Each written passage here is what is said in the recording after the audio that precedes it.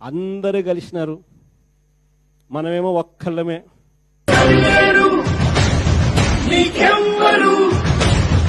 ఇన్ని పార్టీలు ఏకమై ఒకటో ప్రాధాన్యత, రెండో ప్రాధాన్యతలు. తెలుగుదేశం పార్టీ ఒకటో ప్రాధాన్యత ఓట్లో గెలిచింది కాదు, అయినప్పటికీ కూడా 87% జాబితాలో వీళ్ళు రిప్రజెంటేటివ్ శాంపుల్ కానప్పటికీ కూడా తెలుగుదేశం పార్టీ స్ట్రెయిట్గా ఫస్ట్ శాంపుల్లో గెలిచిందే లేదు. రెండో ప్రాధాన్యత ఓటు ట్రాన్స్ఫర్ కావడం వల్ల, ఇంతమంది ఏకం కావడం వల్ల రెండో ప్రాధాన్యత ఓటు అన్నది కూడా ఉంది కాబట్టి జరిగింది వాస్తవం. ఎందుకనంటే ఇంతకుముందు నేను చెప్పినా కదా, మారీచులతో యుద్ధం చేస్తూ ఉన్నాం. ఒక చంద్రబాబు నాయుడు అనే వ్యక్తి ఒక ముసుగు.